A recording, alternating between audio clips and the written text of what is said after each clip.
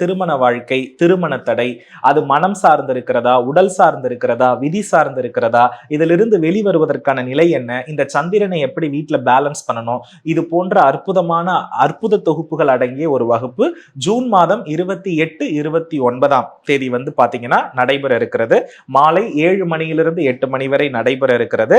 So அனைவருமே இப்ப நான் சொன்ன அறிகுறிகள் எல்லாம் எங்களுக்கு இருந்து நீங்கள் சொன்ன அதே தனிமைப்படுத்தப்பட்ட வாழ்க்கையில் தான் இருக்கிறோம் என்று உணர்ந்தால் இந்த வகுப்பில் இணைந்து ஒரு தீர்வை கட்டாயமாக பெற்றுக்கொள்ளலாம்.